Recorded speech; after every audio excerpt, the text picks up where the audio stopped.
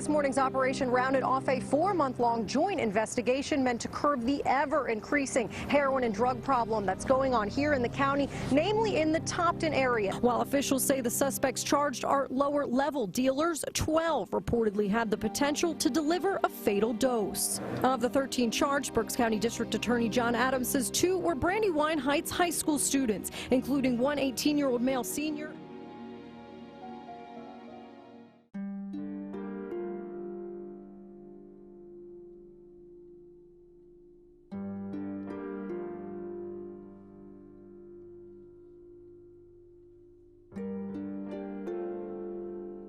Growing up, life was fine.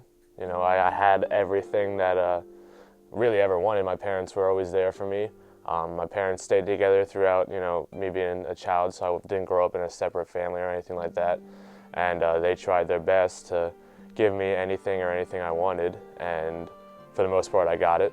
I did all, like, I started getting high when I was about 12, so it would have been about 7 years till I finally got clean. Like about 8 maybe. Well, it all started, like a lot of the drugs I did before heroin was, you know, I smoked a lot of weed, I drank. Mostly it started though with the downfall as I started doing prescription drugs like Percocet. But I mean, I did all sorts of drugs throughout it. I did anything I could get my hands on.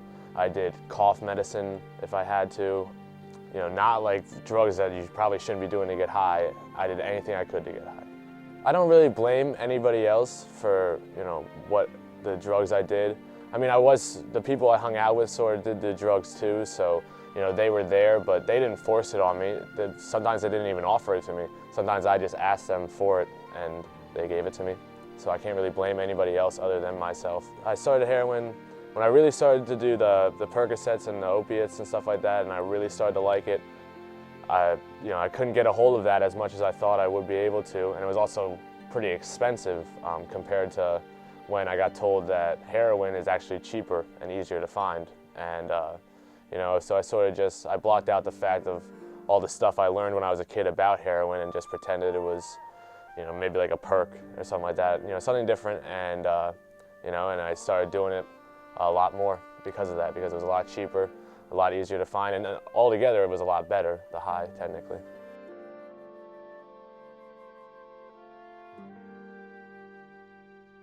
I come from Topton, which is a very, very small town. You know, you almost know everybody that lives there, per se. You could go to any street and you know what street you're on, and kids can find that easier than they could find a place to eat. It's everywhere. And it's not just Topton. That's not the only small town that's affected by it. It's all over the place, and you know, it's so cheap that when people bring it in, they can just give it away pretty much. And at first, it wasn't as bad. Before I got really serious into it, it didn't affect school actually at all. I still got good grades and stuff like that.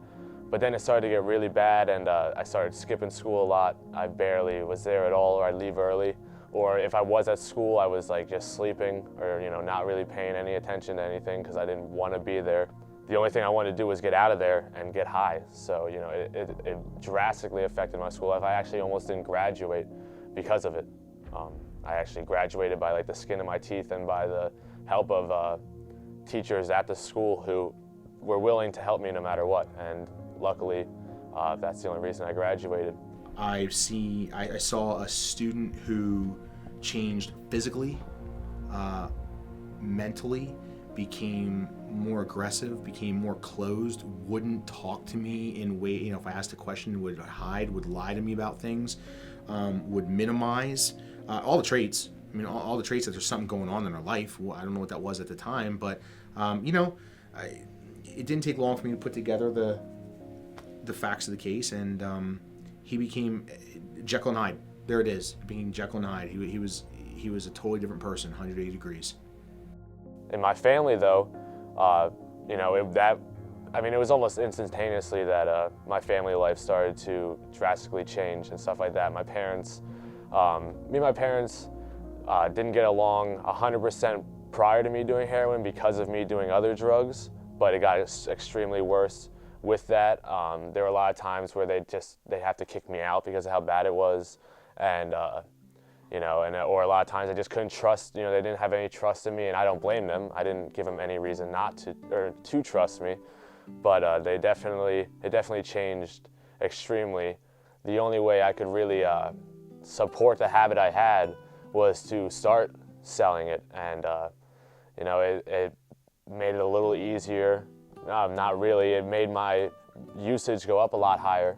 I started using a lot more because I had a lot more.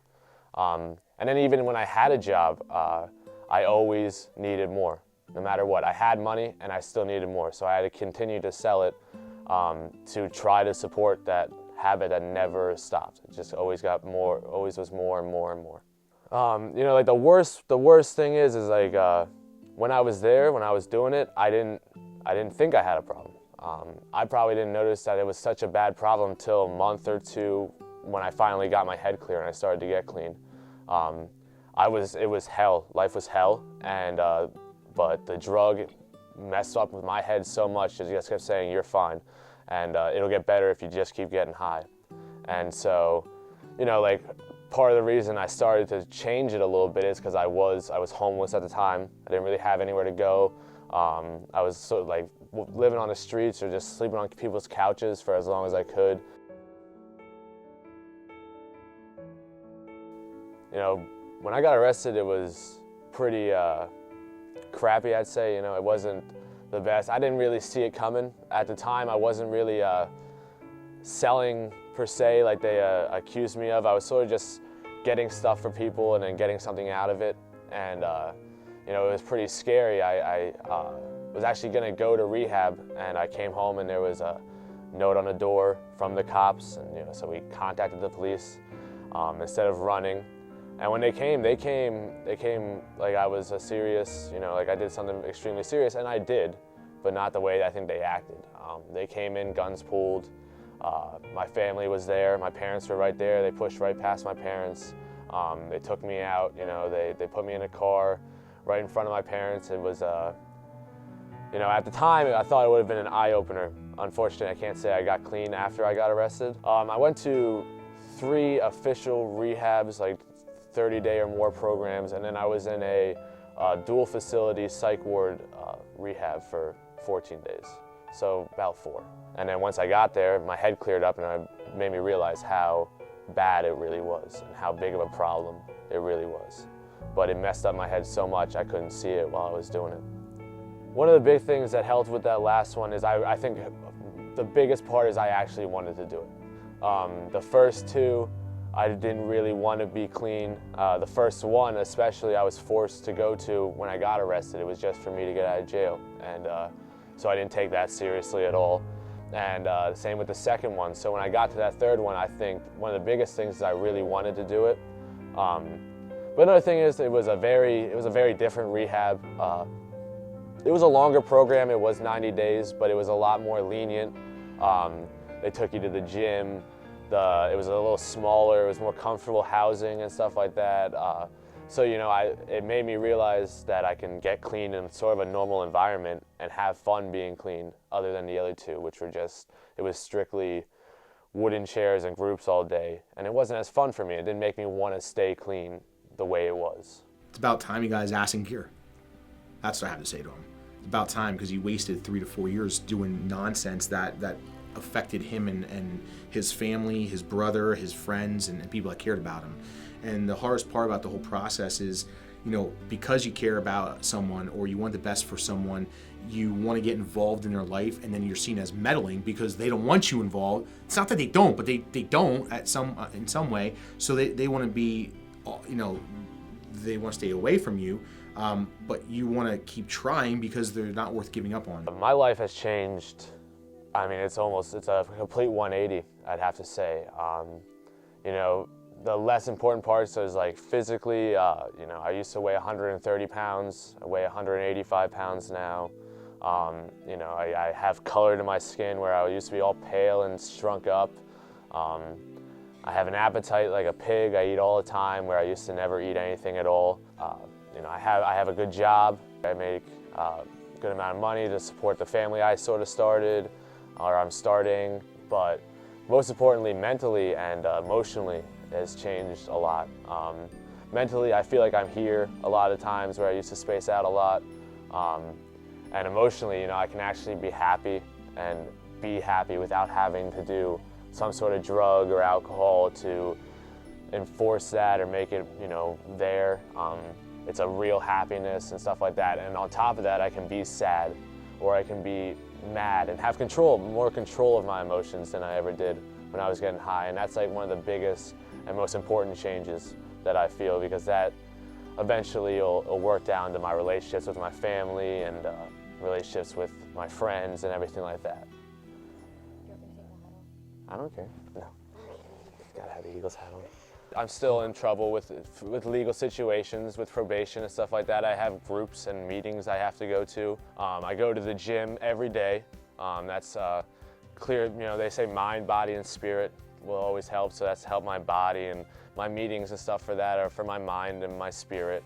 Besides that, and work, I work a lot to keep it, you know, just keep myself busy. And in my free time, I just spend time with my daughter or the few friends that I do have, and that just really is the best thing for me to do. You know, none of that there is ever gonna push me to drugs, thank God. Throughout the whole, you know, year or so, it's been a lot of struggles, I could say, not extremely hard struggles, just ups and downs, you know, but I haven't really gotten close, I'd say, to going back. There are times where I've thought it, and there's times I could go a day and I have to say it 10 times not to get high. You know, the thoughts never really leave. Every day I have to wake up and remind myself, like, you gotta get through this day clean. And so, you know, but luckily I haven't had parts where I've gone back. You know, I haven't done that yet, and I'm very happy about that. But the worst, you know, the best thing for me to do is not to stay away from that situation. To people who are out there who are still using, people who are just trying to get clean, people who, you know, might, you know, whatever their problem might be, my best advice is just not give up. You can't give up. I mean, it's not over till it's over. And no matter how far down you go, no matter what you lose, no matter where you are, you can always come back. You can always make it better. You can turn your life around to ways you wouldn't even imagine. And the most important thing to do is just never give up. And, you know, to the people who might still be out there using, who are really suffering, who feel like, you know, I did at one point, like no one cared. People care, no matter what they say to you, they're saying it out of love. And if you don't believe that, just know that I care.